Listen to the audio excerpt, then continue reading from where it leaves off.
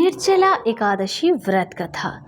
जब वेद व्यास जी ने पांडवों को चारों पुरुषार्थ यानी धर्म, अर्थ, काम और मोक्ष को प्रदान करने वाले एकादशी व्रत का संकल्प कराया, तब युधिष्ठिर ने कहा, जनार्दन, ज्येष्ठ मास के शुक्ल पक्ष में जो एकादशी पड़ती हो, कृपया करके उसका वर्णन करें। भगवान श्री कृष्ण ने कहा, हे राजन, इसका वर्णन परम धर्मात्मा व्यास जी करेंगे, क्योंकि यह संपूर्ण शास्त्रों के तत्वज्ञ और वेद वेदांगों के पारंगत विद्वान हैं।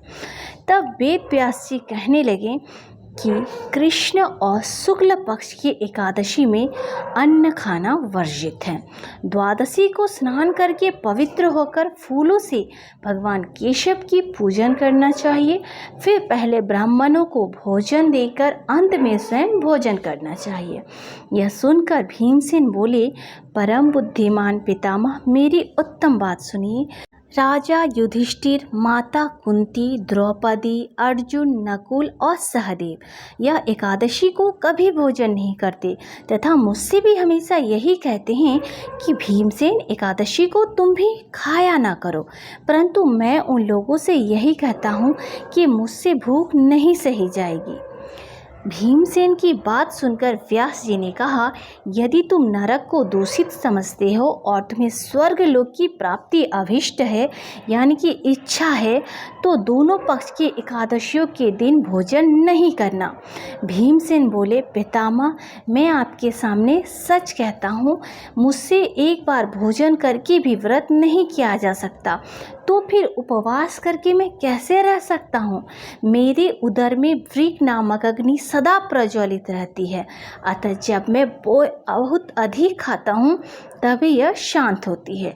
इसीलिए महामुनि, मैं पूरे वर्ष भर में केवल एक ही उपवास कर सकता हूँ, जिससे स्वर्ग की प्राप्ति सुलभ हो तथा जिसके कारण से मैं कल्याण का भागी हो सकूँ। ऐसा कोई एक व्रत निश्चय करके बताइए, मैं उसका यथोचित रूप से पालन करूँगा। तब व्यास जी ने कहा कि भीम, ज्येष्ठ मास में सूर्य वृष राशि पर हो या मिथुन राशि पर शुक्ल पक्ष में जो एकादशी हो, उसका यत्न पूर्वक निर्जला व्रत करो। केवल कुल्ला या आचमन करने के लिए ही मुख में जल डाल सकते हो, अन्यथा इसको छोड़ के किसी प्रकार का जल विद्वान पुरुष मुख में न डाले, अन्यथा व्रत भंग हो जाता है। एकादशी को सूर्योदय से लेकर दूसरे दिन के सूर्योदय तक मनुष्य जल का त्याग करे तो यह व्रत पूर्ण होता है। इसके बाद द्वादशी को प्रभात काल में स्नान करके ब्राह्मणों को विधि पूर्वक जल और सुवर्ण का दान करे। इस प्रकार सब कार्य पूरा करके जितेंद्रिय पुरुष ब्राह्मणों के साथ भोजन करे।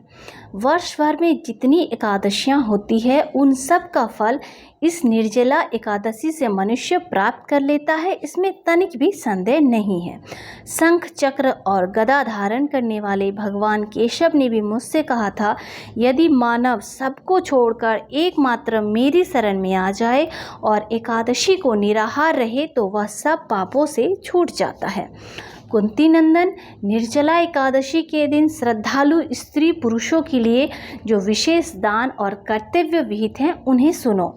उस दिन जल में शयन करने वाले भगवान विष्णु का पूजन और जलमयी धेनु यानी पानी में खड़ी गाय का दान करना चाहिए। सामान्य गाय या घी से बनी गाय का दान भी किया जा सकता है। इस दिन दक्षिणा और कई तरह की मिठाइयों से ब्राह्मणों को संतुष्ट करना चाहिए। उनके संतुष्ट होने पर ही श्रीहरि मोक्ष प्रदान करते हैं।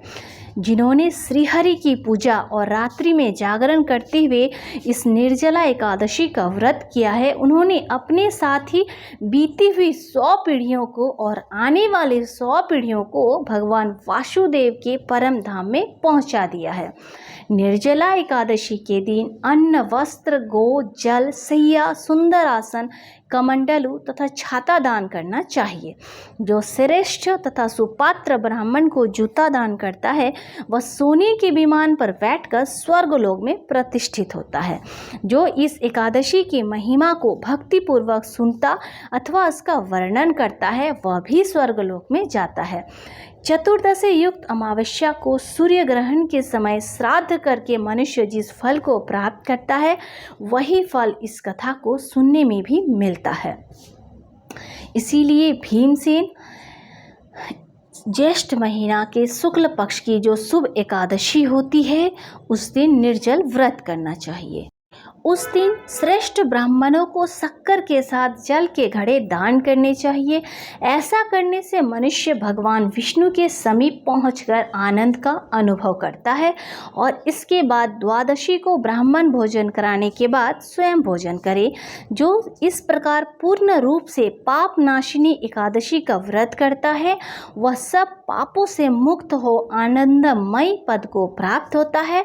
यह सुनकर भीमसेन ने भी इस शुभ एकादशी का व्रत आरंभ कर दिया और उन्हें भी मोक्ष की प्राप्ति हुई और स्वर्ग को गए। इस प्रकार इस निर्जला एकादशी व्रत कथा, भीमसेन एकादशी व्रत कथा या ज्येष्ठ माह की एकादशी व्रत कथा को जो भी श्रवण करता है भगवान उस पर प्रसन्न होते हैं, उनकी मनोकामना को पूरी करते हैं। तो ऐसे ही और भी ज्ञानवर्धक व्रत कथा जानने के लिए या मंत्र इत्यादि जानने के लिए चैनल को सब्सक्राइब करिएगा, वीडियो को लाइक कीजिएगा। एकादशी व्रत के दिन कौन से मंत्र का जाप करना चाहिए इस पर भी एक वीडियो बनाई है जिसका लिंक मैं डिस्क्रिप्शन में दे दूंगी, आप देख लीजिएगा। हवन करने के समय किन मंत्रों का उच्चारण करने से भगवान नारायण, भगवान विष्णु प्रसन्न होते हैं, इसीलिए एकादशी के दिन जब हवन करें अपने घर पे तो हवन के समय किन मंत्रों का उच्चारण करें इस पर भी मैंने एक वीडियो बनाई है जिसका लिंक मैं डिस्क्रिप्शन में दे दूंगी, आप अवश्य देखें। वीडियो अच्छी लगी हो तो कमेंट में जय श्री कृष्णा, राधे राधे, हर हर महादेव लिखें। वीडियो को शेयर करें, चैनल को सब्सक्राइब करें। राधे राधे, जय श्री कृष्णा, जय श्रीमन नारायण।